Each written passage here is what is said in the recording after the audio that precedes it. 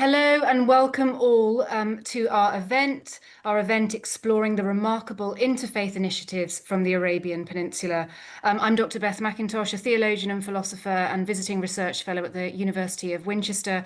And more importantly, I'm a very proud fellow at the Oxford Interfaith Forum, and I am delighted to introduce our most distinguished chair this evening, Zifan Zafar. Zifan is a leading figure in religious diplomacy and interfaith relations, bridging East and West through his strategic roles with the Abu Dhabi Forum for Peace, the AI Faith and Civil Society Commission, and the Abrahamic Family House. Welsh-born and based in Abu Dhabi, he operates at the nexus of theology, diplomacy, and emerging technologies, actively shaping global discourse on the coexistence and ethical governance. He's also a member of the World Economic Forum's Global Future Council.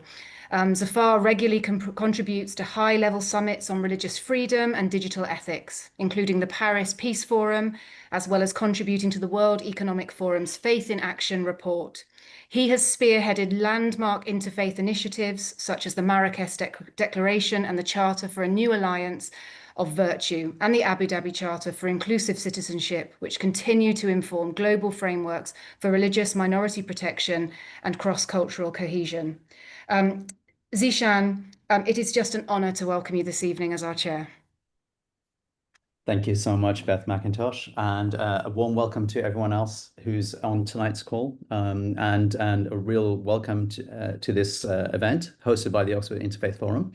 Our focus this evening is going to be on the evolving landscape of interfaith initiatives that are emerging from the Arabian Peninsula, which is where I'm sitting tonight, with a particular attention to KAICIID International Dialogue Centre, and perhaps Rabbi Rosen will be able to explain the acronym, as well as the Abrahamic Family House, which is based here in Abu Dhabi, UAE.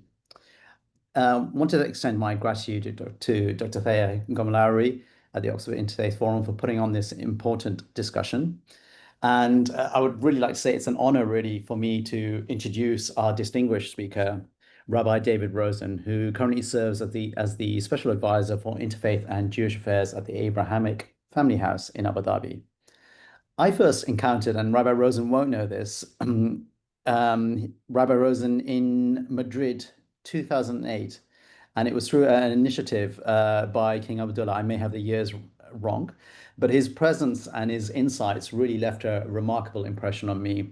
And subsequently, our paths have been crossing ever since then through various different collaborations between the Abu Dhabi Forum of Peace, KAICIID, as well as the Abrahamic Family House, which we both helped to advise. I've also had the good fortune, especially of working closely with Rabbi Rosen over the past 5 years on our collective efforts around the work of ethics and AI, most especially within the Abrahamic faith, which was extended last year to the Eastern faith traditions as well. And I most certainly remember receiving that call from Rabbi Rosen on Christmas Eve, 2019, perhaps him knowing that both of us aren't going to be celebrating Christmas, but we can do work over Christmas. His unwavering dedication to fostering peace and understanding in the Middle East is really unparalleled. And I say this as a Muslim, and not just from Europe originally, but based here in the UAE. His commitment has transcended religious boundaries, and it's really made him a source of hope, and a source of hope for us as well as inspiration. Personally, I consider him not only just as a mentor, but a living hero in the realm of interfaith dialogue in an area and a region which is rather tricky. A bit about Rabbi Rosen himself. He's only recently retired from his position as the AJC's International Director of International Affairs after 23 years, but also continues to serve as a special interfaith advisor, as I've mentioned, at the Abrahamic Family House. And Rabbi Rosen is also a member of the Chief Rabbinate of Israel's Commission for Interreligious Dialogue, and is also in the past chairman of IJKIC, the International Jewish Committee for Interreligious Consultations, which I believe is based in North America. He's also served for 10 years on the board of directors for KAICIID, which was established by the King of Saudi Arabia, as well as in partnership with the governments of Austria, Spain, and the Holy See, as well as serving as the executive committee of the World Congress of Imams and Rabbis. I would also add that he was a member of the Bilateral Commission of the State of Israel and the Holy See that negotiated the fundamental agreement between the two, leading to the establishment of full bilateral relations in 1994.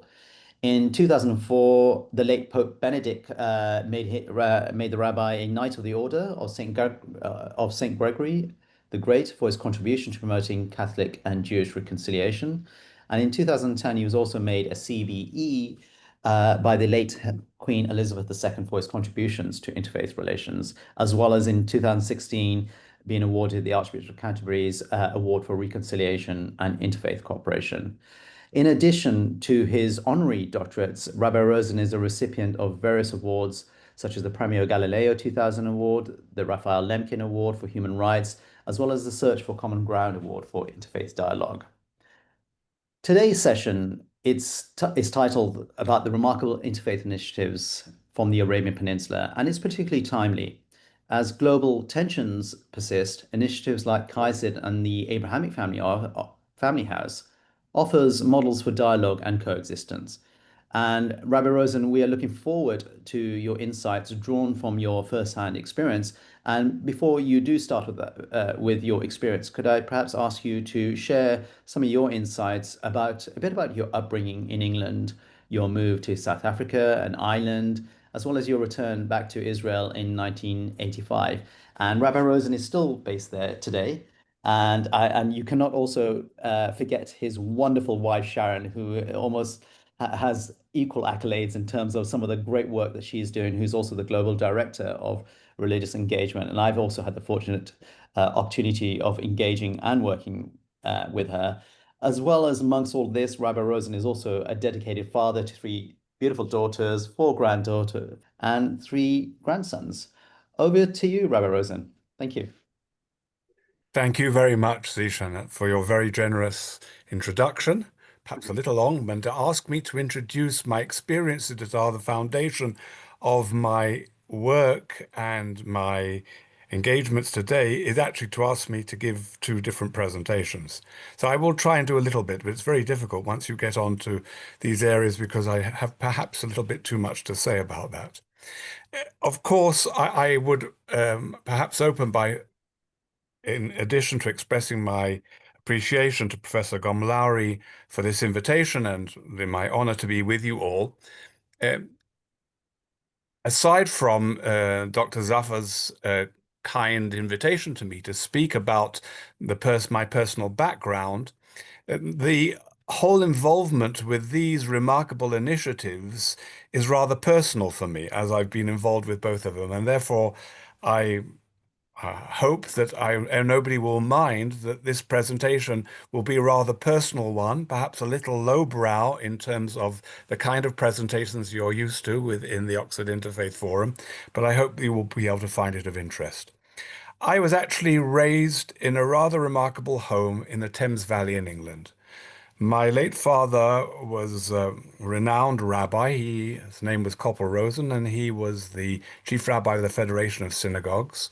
But he was a man with a very broad vision, both Jewish depth and broad human vision, who felt that an authentic Jew, and I would say he would no doubt agree that that would be true with regards to any religious community, should be not only true, knowledgeable, and rooted within their own tradition, but should be open to the rest of the world and be enriched by that. And the engagement with world culture was not only a necessity, but was and was not only a force majeure, was not only a necessity born out of the sociological conditions in which one functions with a multicultural or diverse society, but was also, in fact, the responsibility to one's own heritage for it to be enriched, to be both a source of enrichment and to be enriched by other world cultures. So I grew up within that environment because my father left the rabbinate in 1948 and he established a school called Carmel College, which alas is no more. Maybe it's not alas because it was a boarding school and perhaps was suited at a time when within British culture, as such an institution was seen as desirable, and perhaps today we look at boarding schools with a rather different perspective. But it had students there from around the world at my time, I think from 25 countries, and sought to give young men, and eventually women as well, good grounding within their Jewish heritage, and with a broad classical humanities and scientific education. And at one stage, Carmel had the highest rate per pro rata for the school of of scholarships to Oxford and Cambridge. And aside from its achievements in sports and areas of rowing and cricket and football and other things, of course, in a classic style. So I grew up in an environment in which I never saw any kind of contradiction between the Orthodox Judaism in which I was rooted and world culture. On the contrary. And I'm very much a product of that world, even though I can't recall ever having engaged with world religious leaders, seeing world religious leaders in our home. Because Carmel was near Oxford, we would have many Oxford dons visit. And I remember as a boy when Professor Bullock from St. Cath's, if I'm not mistaken, who was the biographer of Churchill, if I've got my facts straight, visited together with his children. And I was a boy of about 8 or 9 years old, and I remember the discussions that took place in the home, and those were very rich and broad. And I remember the subjects that were discussed, which did have to do with questions of relationships between religions. But I never was engaged in with the field of dialogue, interreligious dialogue, until I became, to cut a rather long story short, because it is a long story, the rabbi of the largest Orthodox congregation in South Africa, in Cape Town, probably the largest in the world at the time, with a membership of 10,000 and with 1,500 in synagogue in the summer, and where my sermons did not pull any punches with regards to the political situation that we were living in at that particular time. And events were taking place on a broader context, such as the Soweto riots and the murder of Steve Biko, which led initiatives to engage me in protest gatherings and in public events that were seen by the authorities in a different light from me simply speaking inside the synagogue. To cut again a long story short, after death threats and other challenges, the government eventually didn't renew my visa and kicked me out. But these were very seminal years for me, and it was very important for me to be engaged in activities that brought people together. In other words, as opposed to the system of apartheid, which sought to keep them separate from one another. And I wanted my community to be engaged, or at least to be seen to be supportive in this regard. And we founded there the Interfaith Forum, a council of Christians, Muslims, and Jews. I think the first of its kind probably in the world. So this was in the mid-70s. And it was, for me, not only a question of necessity to be able to be seen to work together with other communities against an evil system. And it was one of the few ways you could do so, utilizing religion as a means for cooperation and encounter and engagement without immediately running foul of the authorities. But it was also an eye-opener to me to discover how there were these prelates from the different Christian churches, as well as Muslim leaders, who not only were rather ignorant about Jews and Judaism, but had all kinds of stereotypical images and misconceptions. And I realized it was terribly important for me to be there and to engage them.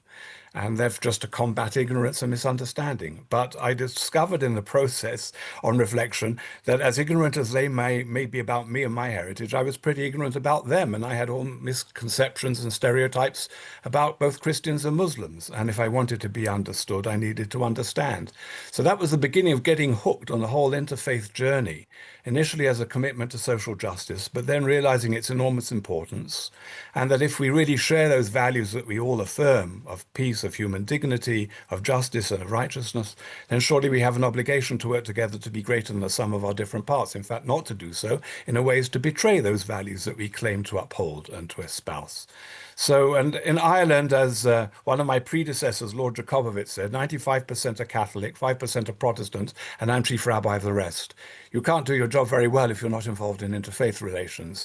And it was, of course, a great privilege because there at that time, the chief rabbi was a state figure and was involved in all the academic, diplomatic, cultural life of the country. And therefore, it was an opportunity for me to be able to represent and to engage with leadership from the other religious communities. And as a result, started leading me on to my world involvement in interfaith engagement. There were not many Orthodox rabbis at that time that cared about this, let alone that were deeply committed.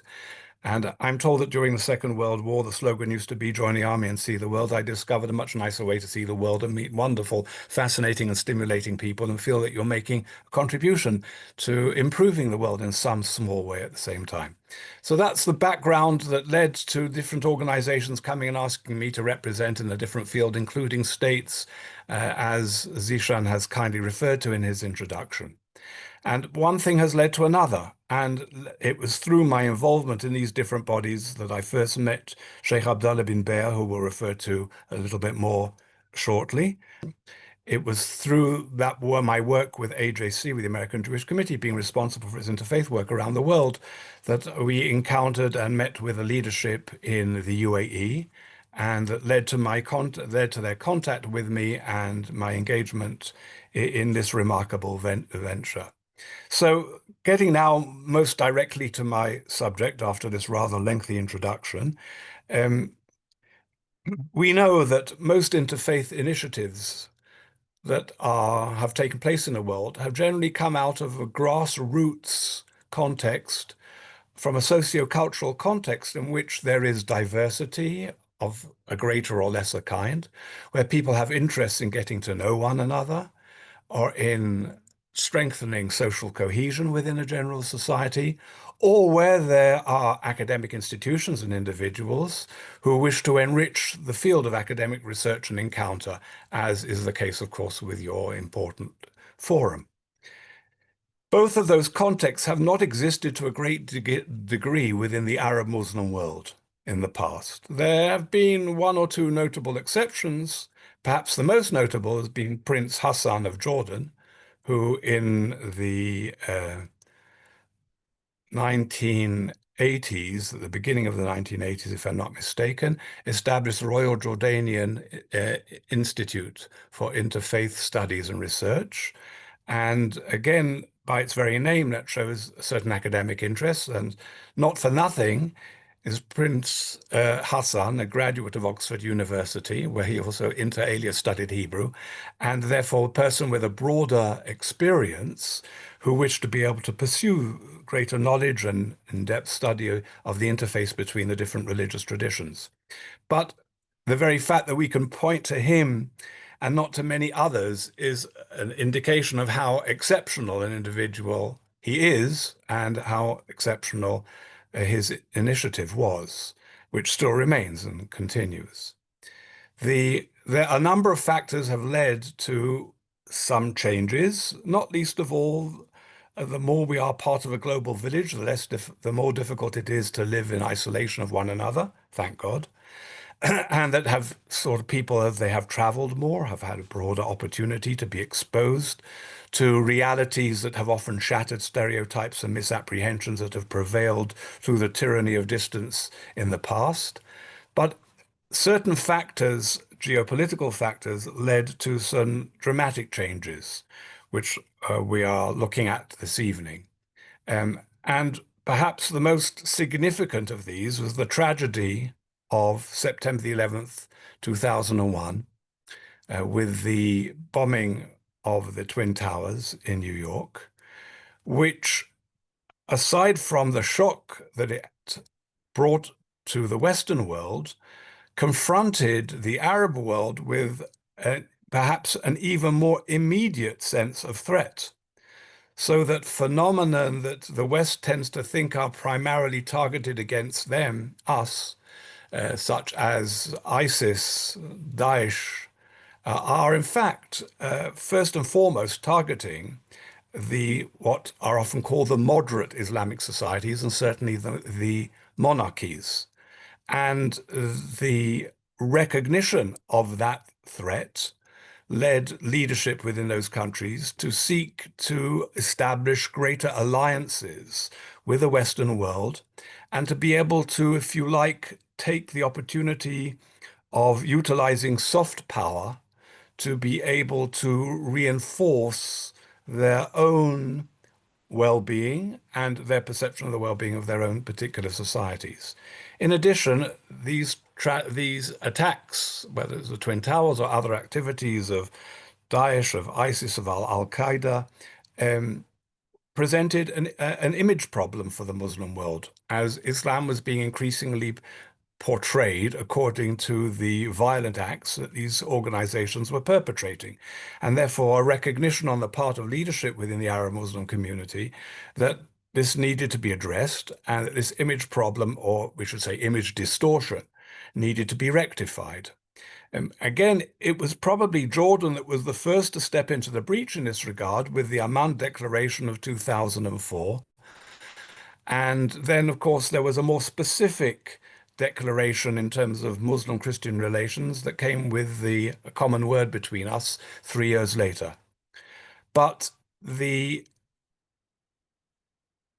impact of the radical Islamist violence that threatened the well-being of Muslim societies in the Arab world was, as I said, felt profoundly within the Arabian Gulf, and maybe in particular Saudi Arabia, because it was to a large degree the principal target of those organizations, not least of all because it embraces the two holiest cities for Islam, but also for other obvious geopolitical reasons.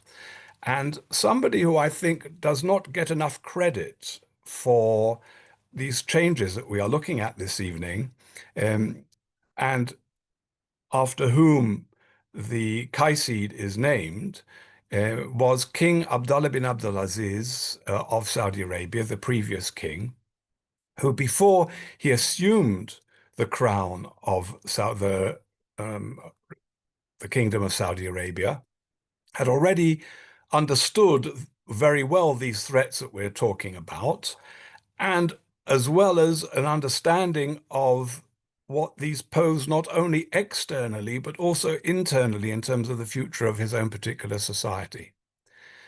And when he came to the throne only in 2005, ideas that had been already developing within his perception now were able to come to fruition. And he took a number of important initiatives, exposing young Saudis to wider Western culture, scholarships for studies abroad, introducing women's education for the first time as well. But one of the things he really was very interested in pursuing was the whole area of the interfaith engagement. First and foremost, as I said, to counteract the radicalization and extremism that was infecting and to some extent had even emanated from within his society, and to be able to, if you like, protect his own institutional governmental survival, to address the problem with the image of Islam generally, and a little bit beyond that. So in 2007, he met with Pope Benedict XVI and described to him his desire to take an initiative that would involve the Muslim world in interfaith engagement.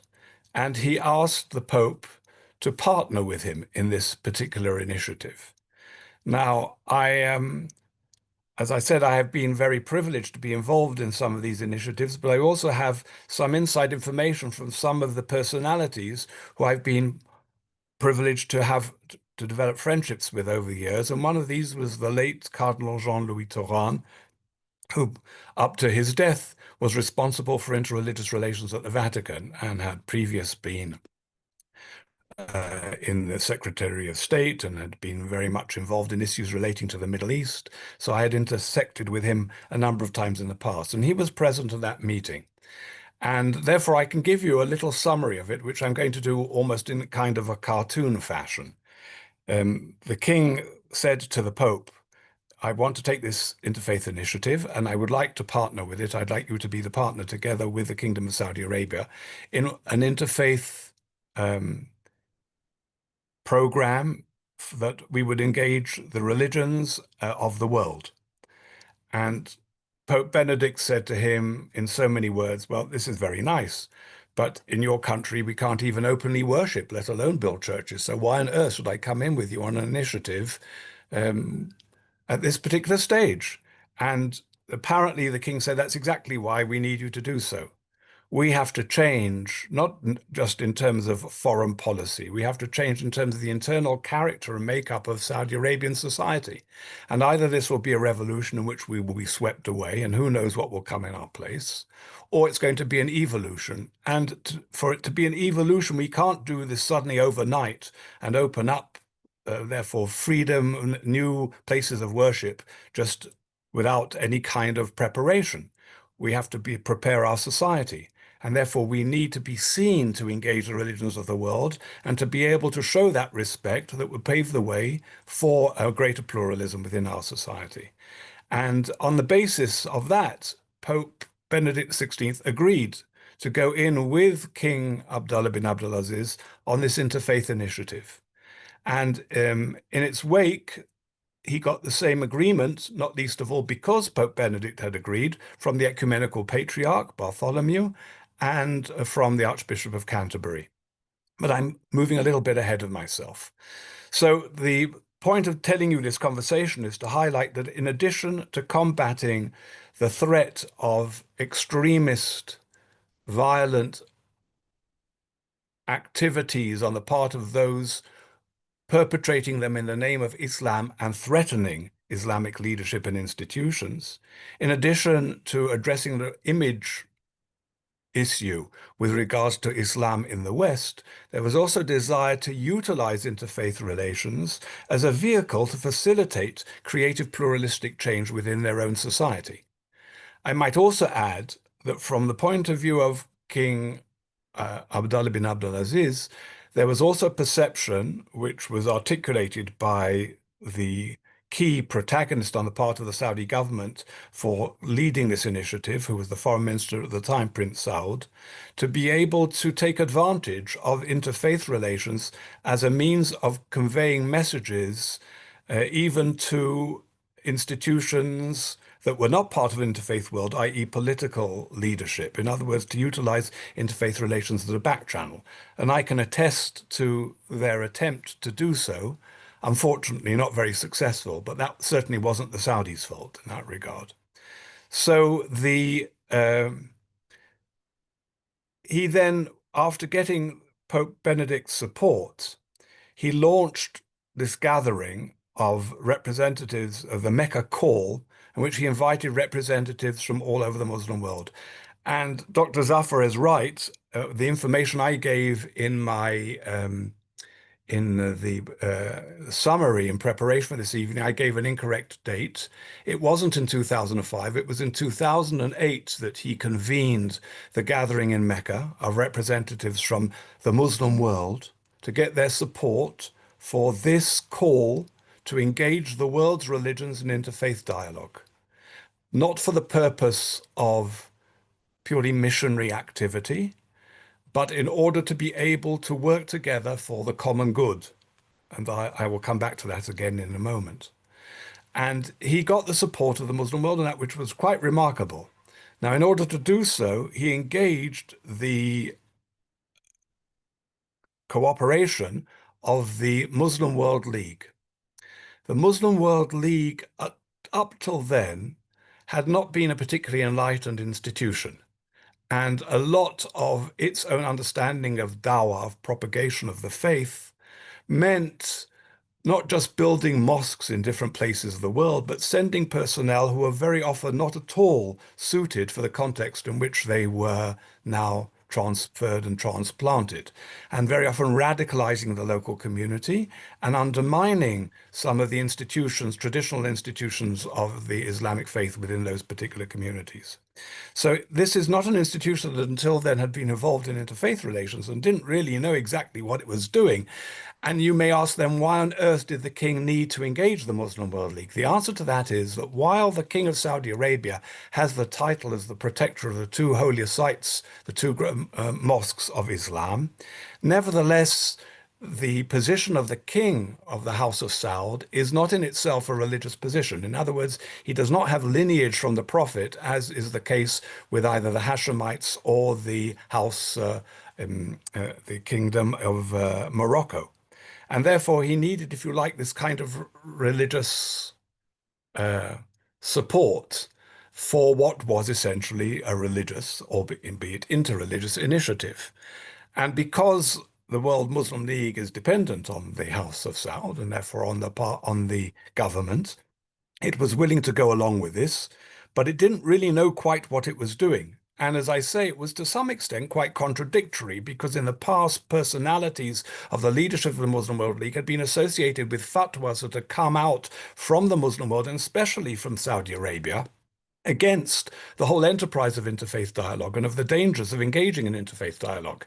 In some respects, these elements mirrored my colleagues of the past, and maybe even a few of the present within Orthodox Judaism, who were first and foremost scared that interfaith dialogue was simply going to be a tool for proselytizing and for asserting the superiority of whatever dominant religious ethos might be behind it.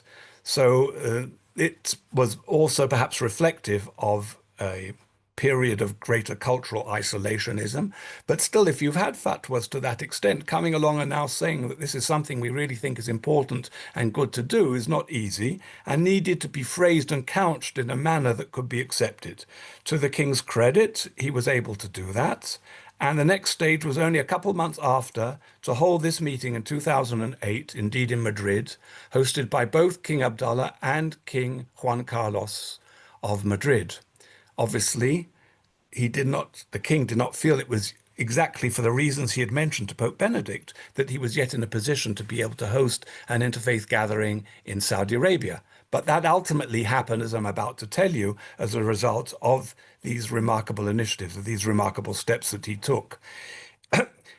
After issuing a declaration at this Madrid meeting, the king brought his interfaith initiative. He wanted to bring it to the knowledge of the world, and he held a meeting at the United Nations, which incidentally, amongst the other world leaders who he invited to attend was Shimon Peres, who he directly invited to be present as well. It was my honor also to be present there. had been at the Madrid meeting as well, and I think that was the first time that rabbis had met with the king of Saudi Arabia. The fact that the people were there showed up made the event that it was.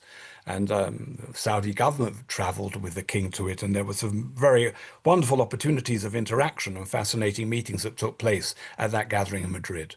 But I think the king was very disappointed that there wasn't more excitement at the initiative that he was bringing to the attention of the world, which hardly got any coverage, despite his efforts to do so at the UN. But there he declared his intention to be able to establish an institute that would take his initiative forward, together with the partnership of the Holy See, and with those governments that had expressed an interest, first of all, Spain, because it was already in from the beginning at that particular meeting, and Austria had a particular interest in terms of the government at that time in wanting to be associated with that, and was prepared to offer the hospitality to establish the KAICIID Centre there. The name KAICIID actually was not a Saudi initiative, interestingly enough. In order to be able to establish this as a true interfaith institute, they approached, as I said, the Christian world, and got the support of the Orthodox world through the Ecumenical Patriarch, and of the Anglican world through the Archbishop of Canterbury, and their representatives, as well as the Vatican's representative, who at the time, as I say, was Cardinal Turan, agreed to be part of a board of directors that would be established to determine the policies, and that it would include, in addition to these 3 Christians, 3 Muslims, one of whom would be a Shia, 1 Hindu, 1 Buddhist, and 1 Jew. And I was honored to be the latter. And therefore, I was involved and engaged in that. Why me? I can explain to you maybe if we want to leave that more for questions and answers, because it's You might find it of interest, but it's not terribly important. And this board of 9 persons was to determine the policies and the programs of the center that was to be directed by a Saudi appointee as its Secretary General. But the center itself belonged to the Council of Parties, Saudi Arabia, the Vatican, Spain, Austria, and there was a desire to engage other countries, which in due course a number of other countries did join in to become part of the Council of Parties. The name was actually the desire of the members of this board of directors. We felt it was important to highlight that this was an initiative coming from Saudi Arabia, and that while it was not meant to be biased in any way to Saudi interests, political or even in any way to be religiously partisan, it nevertheless should bear the name of the man who had the vision behind it, which gave it a standing within the Arab Muslim world in particular, and the general Muslim world beyond, that endowed it both at the very least with convening power and the opportunity to be able to do a lot of good. And so it was the 9 members, well, at the beginning we were just 5 actually, because the religions from the East had not yet come in. And we recommended it should be called the King Abdullah International Centre for Interreligious Dialogue. The Saudis wanted to emphasize the word intercultural. That's very interesting. Dr. Zafar in his introduction referred to the fact that I twice served as the chairman of the International Jewish Committee for Interreligious Consultations. What's this word consultations? Why couldn't they use dialogue or relations? This had to do with paying an obeisance to orthodoxy, particularly in America, that genuflects very much to the positions of the late Rabbi Soloveitchik, who issued a directive, and it's important to note in parenthesis that this was before Nostra Aetate, and it's very questionable as to whether he would have still maintained a position after Nostra Aetate. But in a famous article that he wrote in a bulletin called Tradition, he made a distinction between theological dialogue and social and scientific issues and public affairs. And on the latter, he recommended there should be cooperation, but he suggested that Orthodox interlocutors avoid theological dialogue. If you ask me, it's a little bit of disingenuity, because when 2 people of religious convictions are discussing the weather, sooner or later they're discussing theology, and there's really nothing from a religious perspective that's outside the realm of theology. But nevertheless, this was, I think, a desire to be able to at least keep orthodoxy in some kind of different context, and not to be seen as the same as other liberal streams of Judaism in their approach to this. So the word consultations was an attempt precisely to avoid the word dialogue, and for the Saudis to utilize the word intercultural was precisely the language they preferred to use when addressing the religions who were not religions of the book, and therefore where they felt that this was an intercultural dialogue rather than an interreligious dialogue.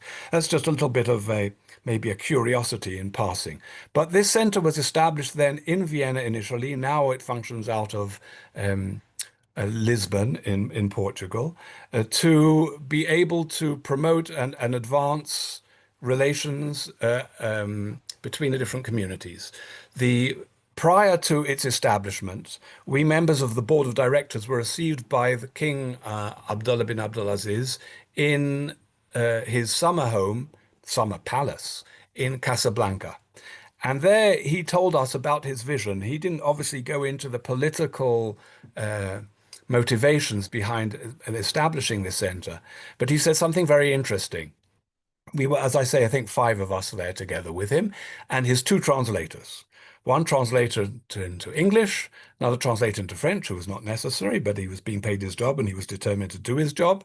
So we had them together with us. And he said to us, the Torah, the Gospel, and the Quran all have the well-being of humanity at heart. And it is therefore our responsibility, if we are true to our revelations, that we work together for the betterment of humanity. It was a very interesting thing to hear from him. Of course, as I've already indicated, there were other motivations, but I think he felt seriously about that. At any rate, he passed away in 2005, and King Salman came in his place with his son, Mohammed bin Salman, very much the driving force there. I was privileged already during the first year of King Salman's reign. We were privileged, the members of the board, to be received by the king in his palace in Riyadh. And it was a very interesting meeting and engagement with various strata of Saudi society, and seeing some remarkable initiatives which have gained traction, especially in the field of education. This was the beginning of a really serious overhaul of their educational materials, textbooks, especially textbooks dealing with Christianity and Judaism, which have been radically transformed. In fact, I would say once upon a time, we could say before the reign of King Salman, because even though this was motivated and started under King Abdullah, it was not yet actually implemented during his reign. But the materials that were overtly anti-Semitic and anti-Christian have been completely removed. And there's a much more responsible educational context and materials that are used in education. That's really a very significant testimony to the transformation that has taken place. But within the first year of the new government, the man who had been a Minister of Justice was appointed as the Secretary General of the Muslim World League, Dr. Muhammad Abdul Karim Al Isa. And Al Isa has completely changed the identity, character, and activity of the Muslim World League. And to a large degree, he took the place of KAICIID. KAICIID continues with a number of wonderful programs, has conferences and colloquia of various kinds, but today its budget is very small in comparison with what it was. Its staff is much smaller than what it was. The Saudis are happy for it to continue, and one of its most remarkable programs, which you can see if you go online, if you just Google KAICIID, is its Fellows program, which has trained now hundreds of young people from all the main religions of the world in skills of dialogue, and have therefore produced cadres for future leadership in this field. This all continues, but the idea that KAICIID could be some form of back channel, that definitely no longer exists, because to a large degree, those roles in terms of public perception and activity have been assumed by Dr. Al Isa in his position as the Secretary General of the Muslim World League. And it was my privilege to be able to take him, when I was still working for the AJC, the American Jewish Committee, with a group of some 30 Muslim leaders, to visit Auschwitz on the 75th anniversary of its liberation. It was a very moving event, and it was a very stimulating time together, also celebrating Shabbat in Krakow together, and both visiting the mosque there and then visiting the synagogue. And he became and is very much a champion of upholding the memory of the Holocaust, combating Holocaust denial. He's appeared in many synagogues around the world and has been a part of many events, but above all has hosted interfaith events in Riyadh for representatives from the different religions, two that I've participated in which there were all in all some 12 rabbis, I think 6 from Europe, 5 from the States, and I was the only one from Israel. And that's a remarkable indication that even though, and while there was a lot of criticism in the media within Saudi Arabia, nevertheless, the government and the leadership, and I would say virtually all those within the educational and intellectual elites, for lack of a better term, were very supportive of this particular initiative. In fact, I have a little anecdote that I could tell about when I was on the plane, and I hadn't even realized that. Perhaps if I'd realized, I would have taken my yarmulke, my kippah, off, but I hadn't even realized. It shows how firmly it's affixed to my head. So, and somebody came up to me on the plane and expressed how happy he was to see that religious Jews were now visiting Saudi Arabia, and therefore indicating that he felt that this was a new era. Of course, I don't want to make everything sound hunky-dory, and there are plenty of things that Saudi Arabia has a long way to go to doing, but these were very much the fruits of King Abdullah. So I've left myself very little time to be able to tell you now that meanwhile, back at the ranch, things were starting to move in the UAE, borne out by the same understanding on the part of the man who is today the president of the UAE, Mohammed bin Zayyed. But at the time, he was, if you like, the crown prince. His brother, the previous president, had had a stroke. He was de facto the ruler, therefore, from 2014. And he understood very well these challenges and moved at a pace that took the UAE way beyond actually anything that had been achieved in this field in Saudi Arabia. Of course, it's much easier when you've got a smaller society, and especially when only 10% of your society are actually, if you like, native born. And it's also where you don't have to deal perhaps with resistance from more hardline elements to the same degree. But his steps were really very bold and dramatic. And perhaps the most important of these was him bringing Sheikh Abdullah bin Bayer, as I said, arguably, I mean, not arguably, one of the greatest scholars of Islam of our times, and certainly arguably one of the greatest minds of our time, to establish himself in the UAE. And this led to what was initially called the Forum for the Promotion of Peace within Arab Societies, to counteract radicalism and extremism, and to be able to advance the vision of Islam that was open, embracing, and indeed, subsequently, therefore, this forum became not only focused on the Muslim world, but is now known as the Abu Dhabi Peace Forum that Dr. Zafar has been directing since it was established, if I'm not mistaken, throughout these years, and which I've been privileged to participate. This and the subsequent achievements that have been mentioned, the Marrakesh Declaration, the Alliance of Virtue, all these very important initiatives, declarations, gatherings, events, which are all designed to affirm, to raise, to highlight the sources and vision of Islam as a religion that respects the others and can enable other communities to be able to flourish within its midst. In 2018, they established there the Interfaith Alliance, which is within the Ministry of Interior's purpose to be able to combat radicalism and extremism within the media, especially in terms of vulnerable young people. In 2019, they established a year of tolerance, and it was during that year of tolerance, and there is a ministry of tolerance within the UAE, that Pope Francis visited Abu Dhabi. Now, Pope Francis had already visited Egypt, and when he'd visited Egypt, the Grand Mufti of Al-Azhar, Sheikh Ahmed Al-Tayeb, had wanted to be able to celebrate that visit by building a mosque and a church next to each other in Cairo. But due to the various extremist elements within that society, it was deemed inappropriate by the leadership of Egypt to be able to do so.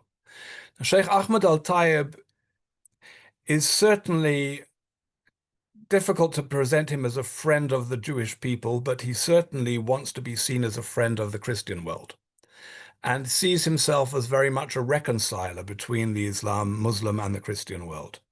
And when he heard that the Pope was going to visit Abu Dhabi, he saw this as an opportunity to be able to issue quite a dramatic declaration that the Pope agreed upon that became known as the Document on Human Fraternity. I can't say that its content is anything earth-shattering. It is to a large degree motherhood and apple pie, but the fact that such a declaration was signed by the Pope and the Grand Imam of Al-Azhar was not at all insignificant, and was a very important moment in terms of interfaith journeys, especially involving the Muslim world and the Gulf in particular. And as that particular gathering, the Grand Imam brought up his proposal once again. And he said, we should build a church and a mosque in celebration of this Declaration of Human Fraternity. And Sheikh Mohammed bin Zayyed, not Pope Francis, Sheikh Mohammed bin Zayyed said, and what about the Jews? We should have a synagogue too. And then, of course, Pope Francis said yes. And then, of course, Sheikh Ahmed Al-Tayeb had to say yes too. So the result of that led to this remarkable call for architects from around the world to be able to present a design for the establishment of 3 houses of worship alongside one another. And this place, known as the Abrahamic Family House, was opened in 2023 and was a very wonderful event. And this exquisitely beautiful complex was able to sift the rays of the sun that was setting and the light created an almost ethereal atmosphere as bishops, rabbis, sheikhs all gathered around at this wonderful launching of this complex. And it's something the Sir David Ajaya was the one who won the call and whose firm designed this complex. You have three houses of worship, each totally independent of one another. In fact, you can enter into one without even realizing that the others exist. They are joined, they each, while from a distance they look the same, but as you come closer, you see the differences, and their interior is very different. But all three of them very beautiful, each in their own individual way, joined by a complex known as the Forum for exhibitions, meetings, conferences, as well as administration. On top, there's an area known as the Garden, which of course is only usable for 3 or 4 months of the year because of Abu Dhabi weather. But there are cafes, and there you see young Emiratis, men and women, normally sitting separately, but some families together as well, in traditional dress, sitting around drinking coffee, surrounded by beautiful mosque, synagogue, and church around them as if it's the most natural thing in the world. Programmatic, there's still a way to go in terms before the Abrahamic Family House really is able to fulfill its potential. But already you've got thousands of visitors from all over the world coming because it's positioned on Saadiyat Island, right between the National Museum, the Louvre Museum, next to the Museum of Guggenheim Museum going up, Museum of Science, and the Museum of Natural History, as well as an urban development, as well as hotels and other things, all within the overall archipelago of Abu Dhabi. And many people who wouldn't particularly necessarily go to visit a house of worship go there to be able to see this complex. And I would say that they are absolutely overwhelmed by the beauty and by the opportunity and by the significance of it. The mosque has an imam who is appointed by Al-Azhar. The church belongs to the Vatican, at least in terms of its operation, and therefore the priest is appointed by the Vatican. And who appoints the rabbi, right? Now, the charter actually indicates that it has to be an Orthodox synagogue. In fact, it was important for the UAE that all the institutions would be seen as authentic within tradition, that nobody was going to impugn their authenticity, and therefore they wanted them all to be perceived as Orthodox within their own particular traditions, but at the same time open for other traditions. The synagogue, incidentally, has already had a Reform wedding and 2 bar mitzvahs within it, but we needed to be able to find the rabbi, and to be able to do so, they needed somebody to be able to help guide the process. So if you like, for a year, I filled the role of the Pope for the synagogue, and we found, therefore, having installed a rabbi, and the community is flourishing. There would be much more I could tell you about this, but I've really overstayed my time. But I hope that I've shared with you things that are of interest and of some enlightenment about these remarkable initiatives from the Gulf. Thank you. Thank you so much, Rabbi Rosen, for that session, for your wonderful presentation. And in fact, I could really say that the session undoubtedly merits more time. And if we can have a part 2, let's explore that. Nonetheless, you've offered a really historical, grounded, and compelling portrayal of interfaith efforts in the Middle East. And it's really captured the essence of the region's evolving spiritual diplomacy as well. I'll hand it back over to Beth to do the closing. Thank you for sharing those valuable perspectives and experiences, and your dedication to interfaith dialogue has been recognized in the world, and especially in the Muslim world. You are a friend, a good friend to the Muslim world here, especially here in the Middle East. And your advice and your wisdom has certainly been valuable to helping us shape our direction as well in religious diplomacy. And if there's one thing that I did learn, and it was right from the start when my concentration levels were a lot more higher, was to be understood, I need to understand. And that's such an important message, Rabbi Rosen. Over to you, Beth. Yes, absolutely.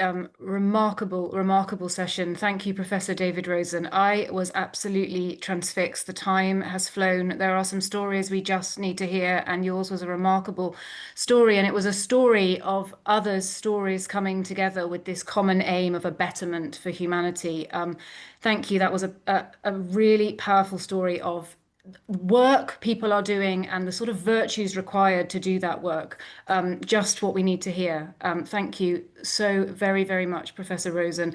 And as wonderful Zishan Zafar has said, I think this calls for part 2, because we'd love to hear more of the stories and the stories of others that you so beautifully and powerfully amplified. So thank you to you, Professor Rosen, and also to you, Dr. Zafar. Just what a distinguished, remarkable chair and human being you are as well. So thank you both. A wonderful evening, and thank you from us all at the Oxford Interfaith Forum. And we didn't get to have questions or to hear from our wonderful audience, but our audience also always means so very much to us. And thank you for you all for coming. Thank you both again, and thank you to our wonderful audience.